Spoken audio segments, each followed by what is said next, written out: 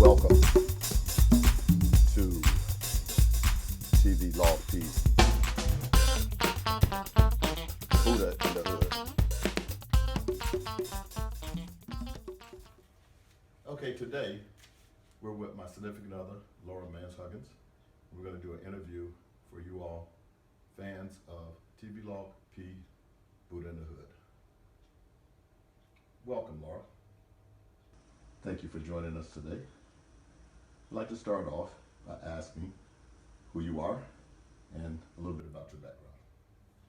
Well, my name is Laura Huggins, Laura Manns Huggins, like you said, and I've been practicing Buddhism for approximately 40 years. This will be my 40th year, and I believe that over the past 40 years, every time that I've had a particular benchmark in my practice, that there's always been a determination, a challenge that goes with that. And so this year, I'm looking forward to going through the journey and also accepting the significant karma that I have this year to become a breast cancer survivor, which I believe I already am. Okay, that's awesome. Why did you start practicing this Buddhism, and when did you start, and where did you start? I started in Columbus, Ohio. That's when I was approximately 20 years old, and I had many questions in my life that went unanswered during the time that I was growing up as a young person, being of the family that had apostolic faith, holiness faith. There were lots of things that they just expected you to take for, take on faith, really, without ever asking any questions. And of course, with life, there's lots of questions that go unanswered, which people want to know about. And I was no exception. I wanted to know why bad things happen to good people, and why I felt like there was still something missing in my life. And chanting Nam Myoho Renge Kyo answered those questions, made me feel like I was serene, and also felt like there was something in my life that woke up as a result of chanting Nam Myoho Renge Kyo. I see. So you said there was something you felt missing in your life at 20 years of age there in Columbus, Ohio. And when you first started chanting Nam Myoho Renge Kyo, you got answers to some questions that you had about life? Yes, mainly just the fact that I felt fulfilled, and I felt woke up. I felt like something in my life was awakened at that particular moment, and it felt good, even though many of the people in the holiness church often think that there are different things that people do that are sinful, that they shouldn't be doing, and there's a lot of prohibition.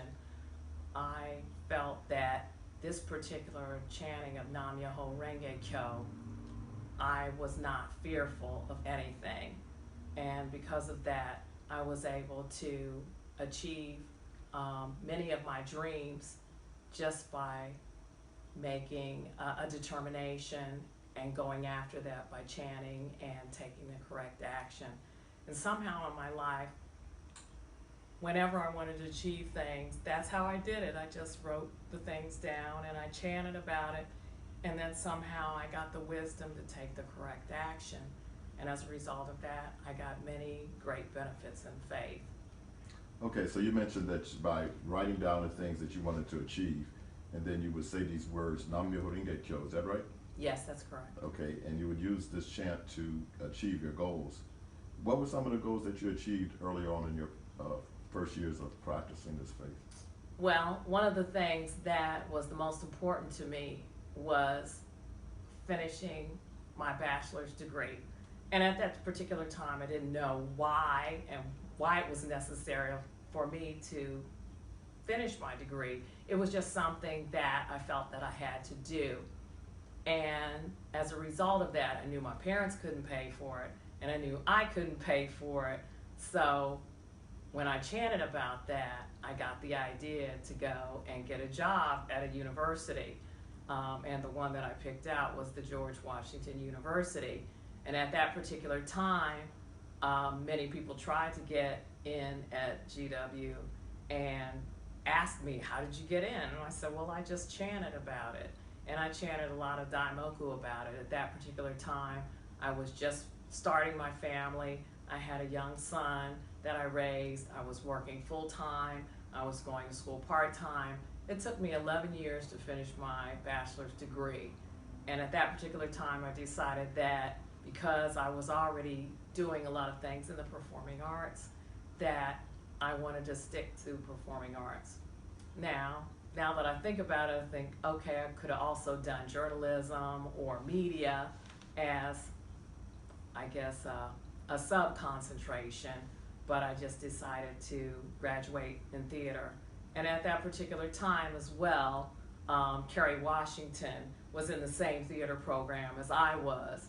And it was really great being able to interact with the kind of caliber of individuals that were in the program. There were many great individuals, professors, students that interacted with me at that particular time and made a big impact. And although it took 11 years, it was such a big payoff at the end. And when I think about it now, right afterwards, my family moved to Orlando, Florida. And when I got here, the salaries were so depressed, I mean, in comparison to what I was used to in Washington, D.C., that I was really glad that I had that Bachelor of Arts, because employer had to pay me more money as a result of that BA. So you value education highly and believe that it's a pretty significant thing to have as a young adult growing up to get a bachelor's degree or some education past high school. Well, yes, because, and fortunately for me, I had a supervisor who was very supportive of me and let me take my classes during my lunchtime, because of course I couldn't take them at night because I had a child to take care of. And my spouse was always like working late into the evening, so I was my child's only support at that particular time in terms of care. So I was very fortunate. I had people who supported me, and I believe, really, when I look back upon it, I believe that was a function of my practice as well, being protected, having people that were supportive of my goals, and standing behind me. Well, I understand in this practice, you practice of the Soka Gakkai International, is that right? Yes, I do. Okay, and it's led by an individual called Daisaku Ikeda, Yes. who has actually functioned as a mentor to many of the members worldwide in over 192 countries around the world, who often says that struggles is the way to happiness. Would you agree? How do you, what's your feelings about how those struggles you mentioned in those 11 years has paid off for you today? Well, What did it teach you? You know, just a little bit about the struggles. it taught me perseverance, because there were many things that happened after we moved here to Orlando, and specifically related to the type of money that we were able to earn as a family unit was tested, because as soon as the market crashed in 2007 and 2008, there was a struggle to keep our house that we had purchased, because then my spouse got laid off, got out of work, and before you know it, you just like, you miss one paycheck, you miss another paycheck, and then next thing you know, your house is nearly in foreclosure. And that's what almost happened with our home.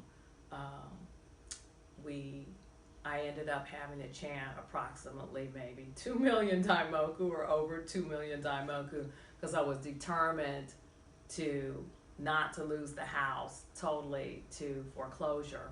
And I was able to stop it, actually.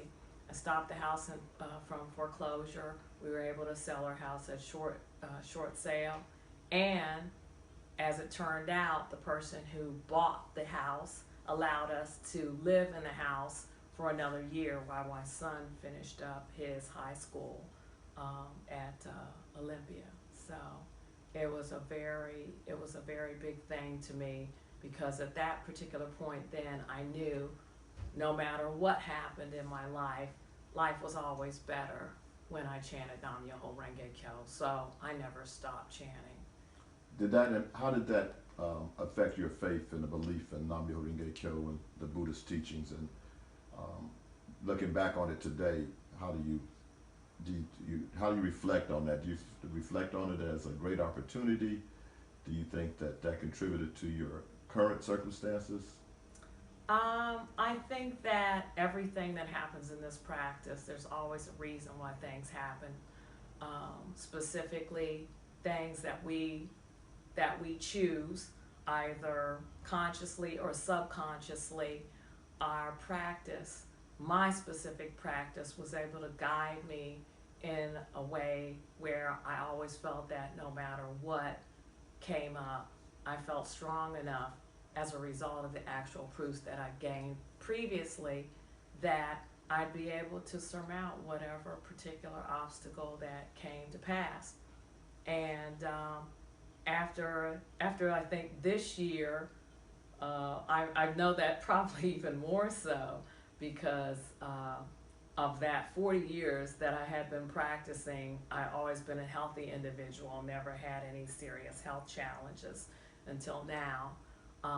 Actually, last year, within the last 6 months, I had been diagnosed with ductal cancer, breast cancer. And as a result of that, it was kind of like a surprise to me. It was a good thing because it was detected after a series of years of having clear mammograms. And then out of the blue, here I am at 60, and I have breast cancer. So there were a lot of changes and things that I had to go through as a result of that diagnosis.